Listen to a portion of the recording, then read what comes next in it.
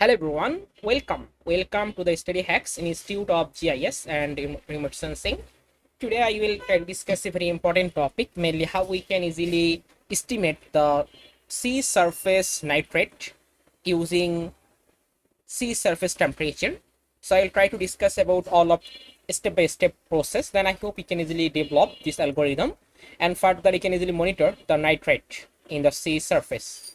So if you check here, I already developed this type of code and I identify the nitrate classes for the different level: low, moderate, high, very high, and extreme.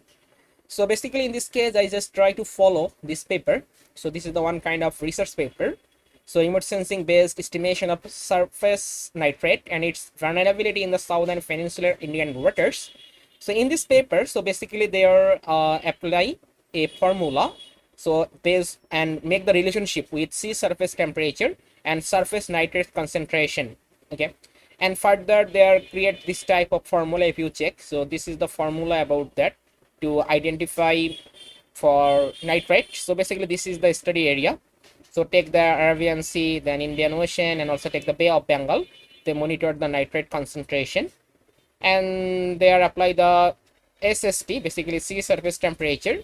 So they are using this type of data, and this data they are mainly combined with nitrate retrieval algorithm. If you check, this is the algorithm or this is the equation. So in this equation, they are mainly use the sea surface temperature, and this is the formula. Okay, they make the ocean surface nitrate concentration has been retrieved based on the established relationship as flow. So they are used this type of equation. Okay, this is the regression based fit give the following equation. So this equation further they are apply and they compute the nitrate. Okay, and here they find out that R square value is very good. Okay, as well as also get the standard error estimation, this value. So now further, if you want, you can easily use this equation and then you can compute the nitrate. But when you want to check the accuracy, then you need the ground truth data. Okay, so using the ground truth data, then we try to find out the correlationship, as well as we can also find out that your accuracy. Okay, so basically R square value, if the high, then it means that your satellite data and your observed data is almost similar. Okay, so let's go and try to use this algorithm. So for this algorithm, first of all, we need the sea surface temperature data. So for that, here I use this data set. So this is the optimum interpolation sea surface temperature data. So basically this data set is available from 1981 to present time. We can get the data from 1981 to present time. And if you check this data, so this data we find out the daily sea surface temperature. So it's very important, daily sea surface temperature. So further we can easily combine it's the monthly, okay, or annually for our analysis. So this is the daily sea surface temperature. So here I just use this imagery, and then further I just apply this formula. So this is our formula. So this formula basically they are use the regression model and find out this type of best fit, give the following equation.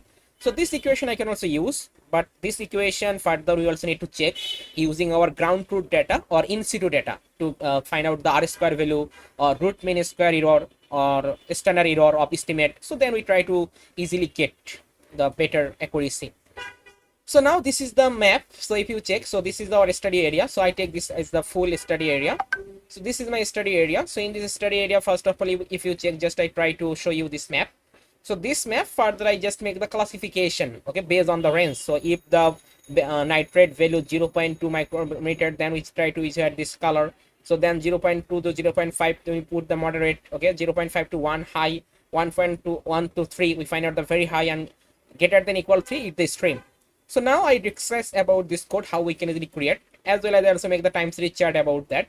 So first of all, you can simply put your time period. So I take the time, suppose 19910701 to 2025-08-15, and further this is the sea surface temperature. These things also need to add a scale, because if you check this data set have a scale. So this scale you need to multiply with our image, all of images, to get the better. And you also need, this is the degree Celsius unit, not need to convert the Kelvin to degree Celsius because it's already degree Celsius. So just simply multiply, okay, and this is my function. So this function further we simply connect with our collection. So now create the monthly composite between start and end time. So here I find out this is my start and this is my end time. So between this time, I just create all of monthly image composite.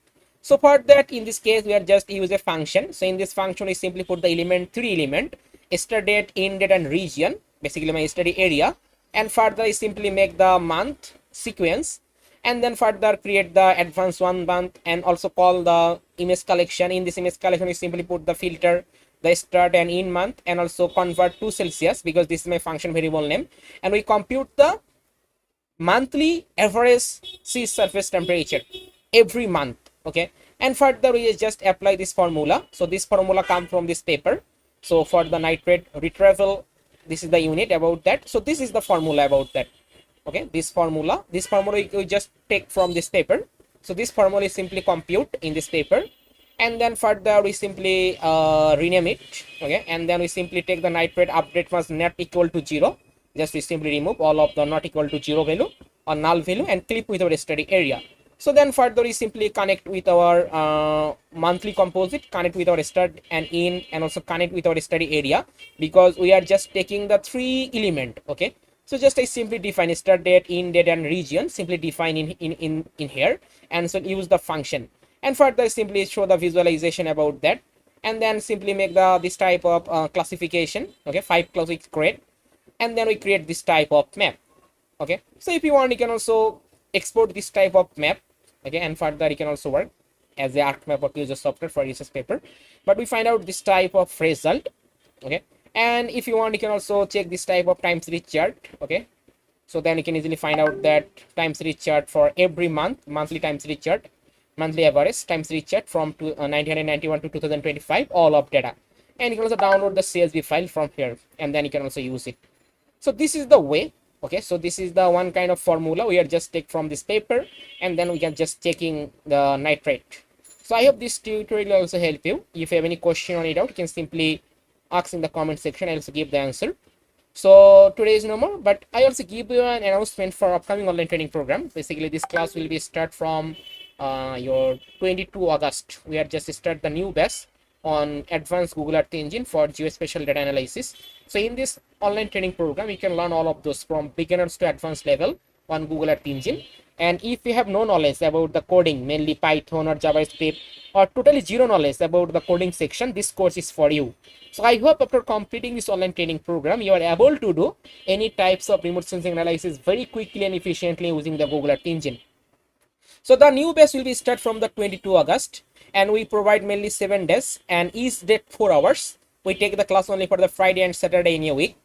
And if you want to check all of details for the course content for the first day, second day, third day, okay, so you can get all of course content. So it provides a lot of practical or research based program.